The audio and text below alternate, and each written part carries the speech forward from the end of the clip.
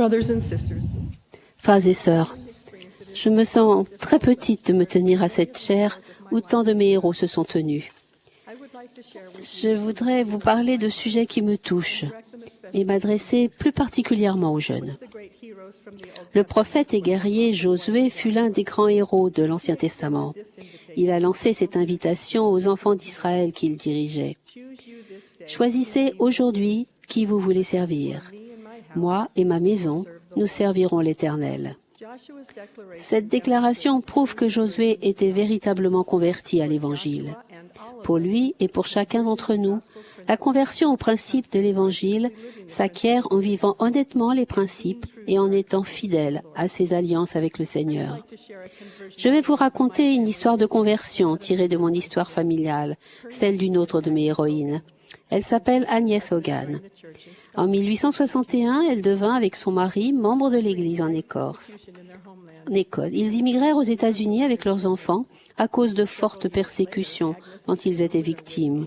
Des années plus tard, elle perdit son mari et se retrouva seule pour élever 8 enfants. Her 12-year-old daughter Isabel Isabelle, sa fille de 12 ans, eut la chance de trouver un emploi de domestique dans une riche famille non membre. Isabelle vivait dans la grande maison et s'occupait des plus jeunes enfants. in exchange for her En échange de ses services, sa mère recevait un petit salaire chaque semaine. she was soon accepted. Elle fut rapidement considérée comme un membre de la famille et commença à profiter des mêmes avantages, tels que des cours de danse, de beaux vêtements et des soirées au théâtre. Cet arrangement dura 4 ans, The family for whom jusqu'à ce que la famille chez qui Isabelle travaillait soit mutée dans un autre État. they had grown so Ces gens s'étaient tellement attachés à elle qu'ils proposèrent à sa mère, Agnès, de l'adopter légalement. they promised they Ils promirent qu'elle aurait accès à une bonne instruction, qu'ils veilleraient à ce qu'elle fasse un bon mariage et qu'ils feraient d'elle leur héritière au même titre que leurs propres enfants. Ils continueraient aussi à envoyer de l'argent à Agnès. La décision que cette veuve et mère en difficulté devait prendre était difficile, mais elle n'hésita pas une seconde. Écoutez ce qu'a écrit sa petite fille des années plus tard. if her love had Si son amour ne l'avait pas poussée à refuser, elle avait une encore meilleure raison de le faire. Elle était venue depuis sa lointaine Écosse et avait supporté beaucoup d'épreuves pour l'Évangile.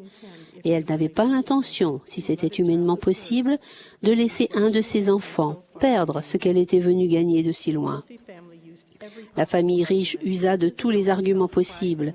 Isabelle elle-même pleura et supplia sa mère. Mais Agnès resta ferme. can imagine is Vous imaginez bien qu'Isabelle, à 16 ans, pensait que sa vie était fichue. Isabelle Hogan est mon arrière-grand-mère. Et je suis extrêmement reconnaissante du témoignage et de la conviction qui brûlait si intensément dans le cœur de sa mère que cela l'empêcha d'échanger l'appartenance de sa fille à l'Église contre des promesses matérielles. Aujourd'hui, des centaines de ses descendants qui jouissent des bénédictions de leur appartenance à l'Église sont les bénéficiaires de la foi et de la conversion à l'Évangile si profondément ancrée d'Agnès. Mes jeunes amis, nous vivons des temps difficiles. Les décisions que vous êtes amenés à prendre chaque jour, voire chaque heure, ont des conséquences éternelles. Les décisions que vous prenez dans votre vie quotidienne déterminent ce qui vous arrivera plus tard.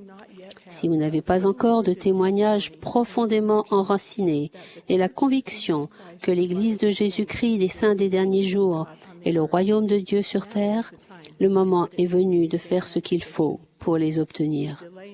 Remettre à plus tard les efforts à faire pour acquérir ce genre de conviction peut être dangereux pour votre âme.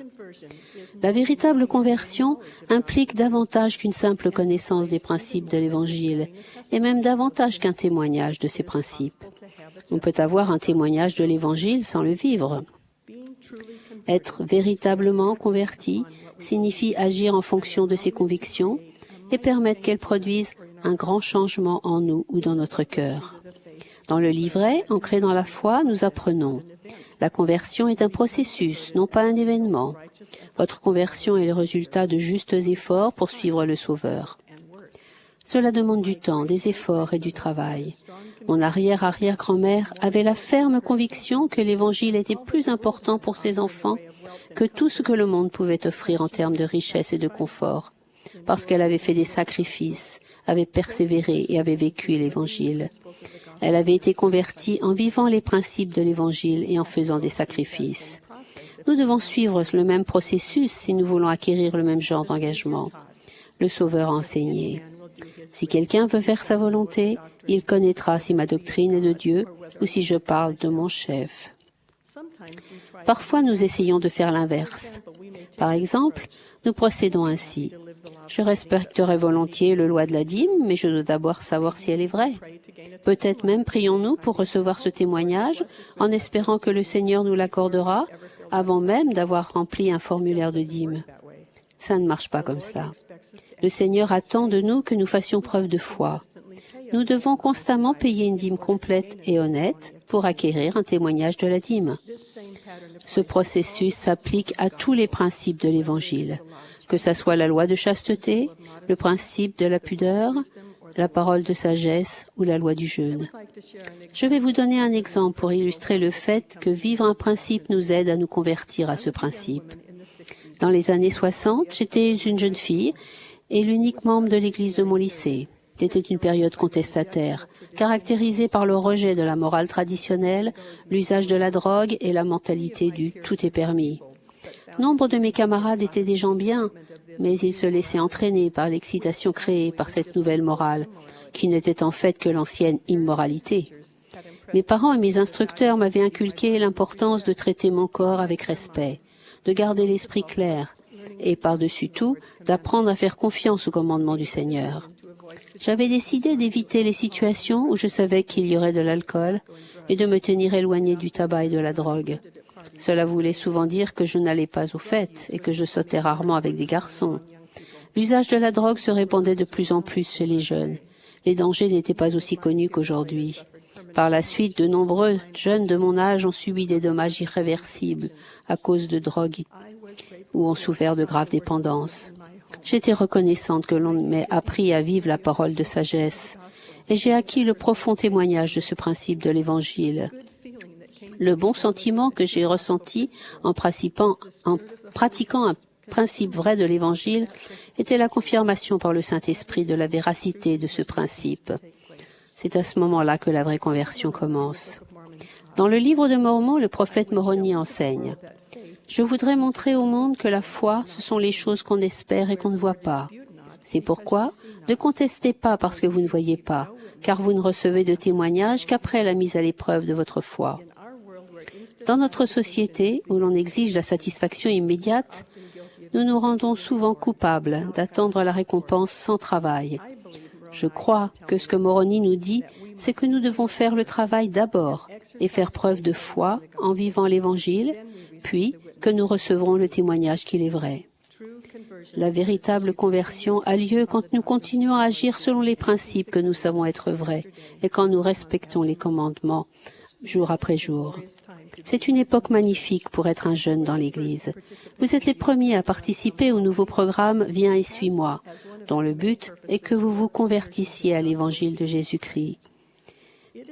Il est bon de se rappeler que quelle que soit l'inspiration de vos parents et de vos dirigeants, vous êtes le premier responsable de votre conversion.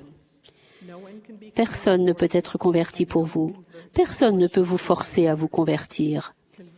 La conversion a lieu lorsque nous prions diligemment, étudions les Écritures, allons à l'Église, servons les personnes qui nous entourent et sommes dignes de participer aux ordonnances du Temple. La conversion a lieu lorsque nous agissons selon les principes justes que nous apprenons. La conversion a lieu lorsque nous menons une vie pure et vertueuse et jouissons de la présence du Saint-Esprit. La conversion se produit lorsque nous comprenons que l'expiation de Jésus-Christ, reconnaissant qu'il est notre Sauveur et notre Rédempteur, et permettant à l'expiation d'opérer dans notre vie. Votre conversion personnelle vous aidera à vous préparer au Temple, à faire une mission et à fonder votre propre futur foyer. Quand vous serez converti, vous aurez le désir de parler aux autres de ce que vous avez appris. Votre confiance et votre capacité de témoigner aux autres avec conviction et puissamment augmenteront. Le désir de parler de l'Évangile, la capacité de témoigner hardiment, sont les résultats naturels de la véritable conversion.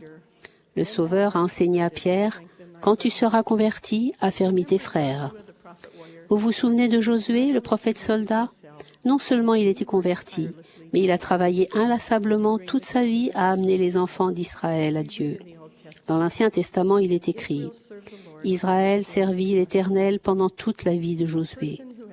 Quelqu'un qui a connu la véritable conversion puise au pouvoir de l'expiation et sauve son âme, puis fait des efforts pour exercer une grande influence sur tous les gens qui le connaissent. Vivre l'Évangile et se tenir en des lieux saints n'est pas toujours simple ni facile, mais je vous témoigne que cela en vaut la peine. Le Seigneur a conseillé à Emma Smith de délaisser les choses de ce monde et de rechercher les choses d'un monde meilleur. Je doute que nous puissions nous imaginer à quel point les choses d'un monde meilleur sont merveilleuses. Je témoigne que nous avons un Père céleste aimant, dont le plus cher désir est de nous aider et de nous bénir dans nos efforts pour vivre l'Évangile et être convertis. Il a clairement déclaré que son but et son œuvre principale sont l'immortalité et la vie éternelle de l'homme. Il veut nous ramener au foyer en sa présence. Je témoigne qu'en agissant selon les principes de l'Évangile et en les mettant quotidiennement en pratique, nous serons convertis et nous deviendrons un instrument pour l'accomplissement de nombreuses belles choses dans notre famille et dans le monde. Je prie pour que nous soyons bénis dans nos efforts quotidiens pour atteindre ce but. Au nom de Jésus-Christ. Amen.